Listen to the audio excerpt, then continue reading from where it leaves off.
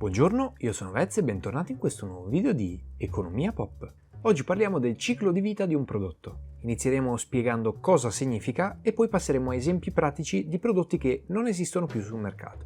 Piccola premessa, ogni prodotto rimane sul mercato per un dato periodo di tempo. Questo tempo può essere 10, 20, 30 anni, ma anche 200, 300. Tutto dipende dal tipo di prodotto e dalle sue caratteristiche.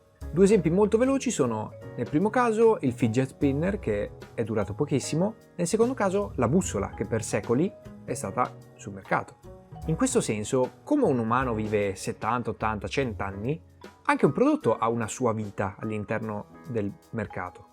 E la vita è legata al numero di anni nei quali rimane in commercio. Bene, ora che sappiamo cosa significa il ciclo vitale di un prodotto, passiamo a quali sono le fasi di questo ciclo vitale. Come un bambino nasce, poi dopo un po' attraversa l'adolescenza, poi l'età adulta e poi muore, si spera senza essere ucciso prima, allo stesso modo succede per i prodotti.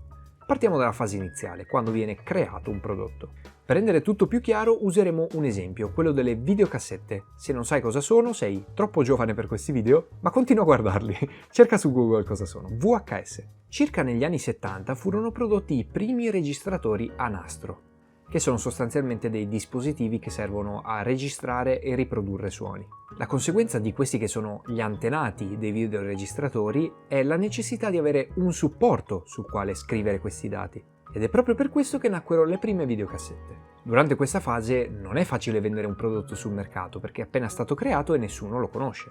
Per questo motivo, per venderlo bisognerà fare grossi investimenti, soprattutto in pubblicità. L'aspetto marketing in questa prima fase è cruciale perché nessuno lo conosce e i pochi che lo conoscono sono ancora molto diffidenti. Infatti, ragionandoci un attimo, abbiamo tutti un po' un'avversione per ciò che è nuovo, perché non sappiamo che cosa sia e soprattutto costa un sacco. Ragion per cui tramite il marketing si cerca di farlo conoscere a più persone possibili e instaurare un clima di fiducia. A questo proposito ho già fatto un video che vi invito a vedere nella scheda qui in alto a destra.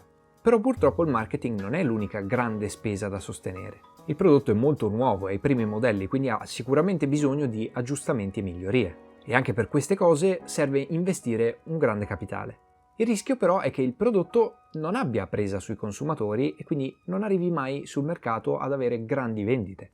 D'altra parte però c'è anche la possibilità che quel prodotto diventi super diffuso e quindi l'azienda che per prima l'ha costruito sia avvantaggiata rispetto alle altre. A questo punto siamo già nella seconda fase, quella dell'adolescenza, diciamo, quella in cui viene perfezionato il prodotto. Le vendite non sono ancora elevatissime, però servono ingenti investimenti per rendere qualitativamente migliore il prodotto. Tornando quindi all'esempio delle videocassette, questa è la fase in cui sì, sono già sul mercato e sono prodotti validi, però ancora non tutti quanti possono comprarlo perché non tutti hanno un videoregistratore. In questo specifico caso stiamo parlando di un prodotto la cui diffusione dipende da un altro prodotto, però in generale funziona così. La terza fase, quella della vita adulta, è quella in cui le vendite sono al top. Il prodotto a questo punto ha raggiunto la sua massima dimensione in termini di volumi di vendite. È proprio questa la fase in cui per le aziende è molto redditizio vendere questo prodotto. Nel caso dei VHS parliamo degli anni 80-90. In questo periodo storico, infatti, tutti quanti hanno un videoregistratore a casa e quindi comprare videocassette è routine. La durata di questa fase è molto variabile e dipende molto dal prodotto. Pensiamo ad esempio alle auto col motore a scoppio. Sono state inventate alla fine dell'Ottocento e le usiamo ancora oggi. Anche se l'elettrico ultimamente sta andando forte. Però come tutti ben sappiamo, i prodotti tecnologici diventano obsoleti molto velocemente. Ed è successa la stessa cosa anche alle videocassette. La sua vita adulta è stata di circa 10 anni. Questo perché negli anni 90 si sono diffusi i CD e i DVD. Ed è qui che sopraggiunge l'ultima fase del ciclo di vita di un prodotto. In questo periodo morente non è detto che non si vendano più questi prodotti, ma si vendono drasticamente meno. E generalmente, andando avanti col tempo, si vendono talmente poche unità di questo prodotto che non diventa più conveniente produrlo. Bene, questo era il ciclo della vita di un prodotto, io spero di essere stato più chiaro possibile come sempre. Se il video vi è piaciuto io vi invito a mettere mi piace, condividere, commentare, iscrivervi e attivare la campanellina e come sempre tra poco appariranno delle schede, dei piccoli riquadri con altri miei video molto belli, quindi cliccateci.